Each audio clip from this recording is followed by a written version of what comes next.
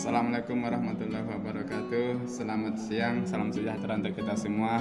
Baik, untuk sahabat otomotif, video kali ini akan menjelaskan tentang bagaimana prosedur pemakaian atau penggunaan multimeter tipe digital, yang mana pada video sebelumnya kita sudah menjelaskan tentang bagaimana prosedur penggunaan multimeter tipe analog. Baik, di alat ukur ini, multimeter digital ini ada beberapa komponen ya. Yang pertama ada namanya liquid crystal display.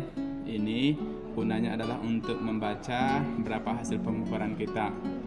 Yang kemudian ada namanya tombol tekan.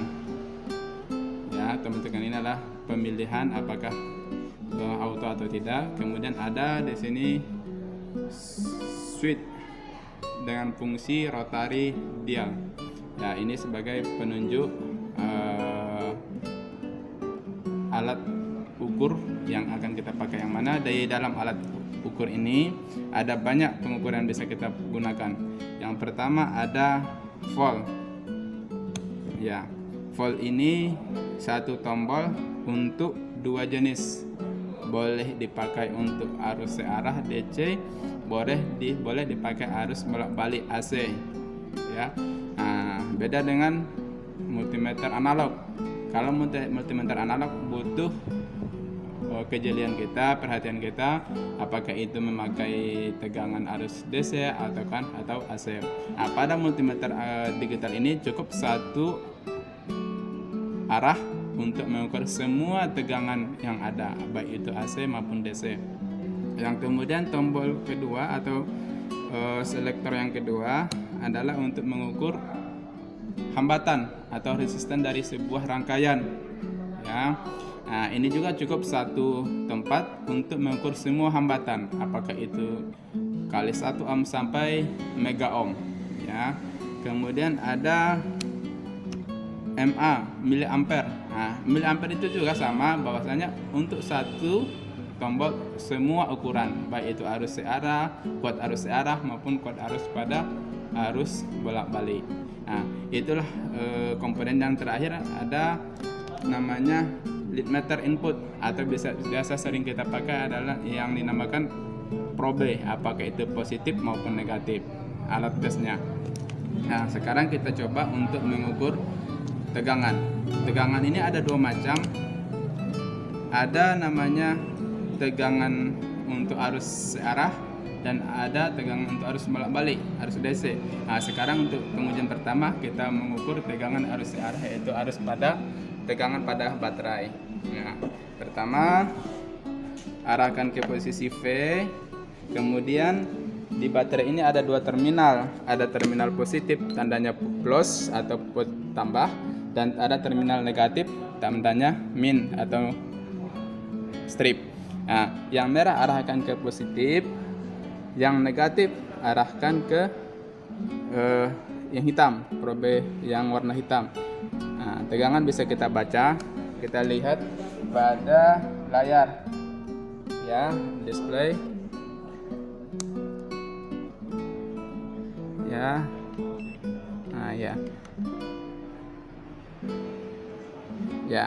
Nah, dari alat ukur ini ditunjukkan tegangan ini hanya menyimpan 7,18 volt. Artinya tegangan 12 volt pada kotak baterai ini tidak cukup untuk dioperasikan di dalam kendaraan atau sebuah mobil. Artinya baterai ini perlu melakukan penekanan khusus, apakah itu melakukan pengecasan atau lainnya, ya, supaya tegangan baterai ini bisa mencapai 12 volt sebagaimana yang diharapkan dari pabrikan kendaraan. Kemudian yang kedua masih menggunakan yang sama.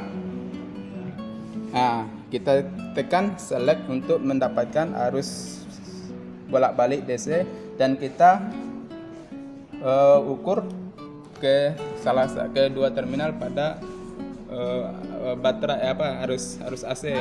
Ini ada dua terminal. Karena ini arus AC, positif negatif itu tidak ada beda, apakah yang positif di sini atau negatif di sini tidak ada masalah. Ya, kita lakukan pengetesan. Baik, dari hasil pengukuran tegangan AC pada arus ini adalah tegangannya 224,9 volt ya. Itulah perbedaan yang pertama pada digital dengan analog ya. Yang digital satu tombol untuk kedua jenis tegangan. Yang kedua, hambatan. Satu tombol resistan untuk semua hambatan, baik itu kali 1 maupun sampai sekali 1 mega ohm ya. Caranya bagaimana? Caranya misalnya kita mau meriksa kabel busi ya. Kita memeriksa kabel busi ini, bagaimana caranya? Salah satu dari ujung kabel busi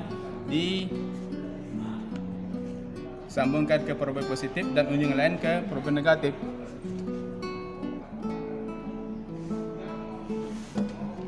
Maka dapat dibaca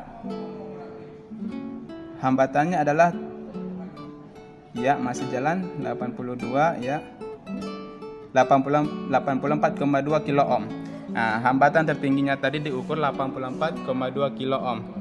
Kita mengetahui bahwasanya standar dari pabrikan untuk hambatan kabel busi ini tidak boleh melewati 25 kilo ohm. Dengan melakukan pengukuran hambatan, kita bisa simpulkan bahwasanya busi ini tidak layak, tali kabel busi ini tidak layak pakai. Kenapa? Karena sudah melewati batas standar. Itulah salah satu tujuan kita melakukan pengukuran hambatan. Satu sisi atau di satu bentuk lain, kita bisa misalkan di dalam rangkaian otomotif atau kendaraan ada banyak kabel. Dengan hambatan ini kita memang bisa menentukan kabel ini layak pakai, putus atau tidaknya, bisa dipakai atau tidaknya. Contoh, kita memeriksa hambatan dari sebuah kabel. Sama caranya, probe positif yang warna merah pada ujung kabel yang satu dan negatif ujung kabel yang lain. Hambatannya bisa kita lihat.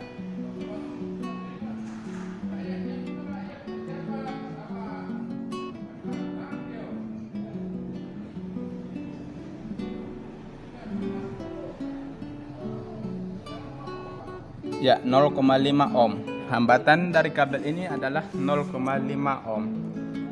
Sekarang kita masuk untuk mengukur kuat arus. Ya, kuat arus artinya untuk mengukur kuat arus, baik itu arus searah maupun arus bolak-balik, dia harus berada di dalam suatu rangkaian yang tersambung. Salah satu contoh, kita mau ukur kuat arus pada arus listrik PLN. Ya, kembali ini boleh yang mana pun tidak masalah, mau terminal yang ada disilakan. Kita bisa baca bahwasanya kuat arus pada PLN, arus listrik PLN ini berkisar di angka 6,53 mA. 60,53 mA. Bagaimana dengan arus searah? Arus searah kita bisa lanjut ke stand engine. Ini sudah ada terpasang. Kita posisikan kunci kontak dalam keadaan on. Ya, dalam keadaan on.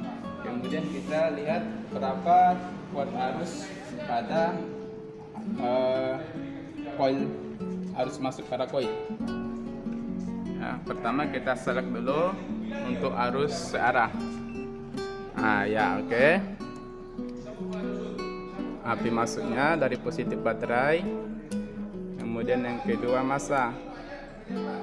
Ya, massa boleh saja massa body. Ya, inilah hasil pengukuran dari kuat arus pada engine stand ini, yaitu 0,74 mA. Ya.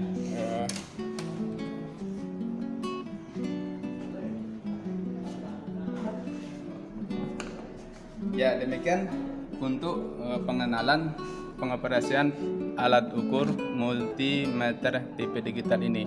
Bedanya multimeter digital dengan analog, kalau multimeter digital itu lebih presisi hasil pembacaan sampai 2 angka di belakang koma, dan sangat membantu dari selektor yang dipakai. Artinya cukup satu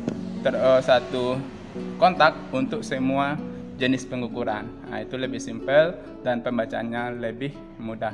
Demikian untuk video kali ini. Salam sahabat otomotif.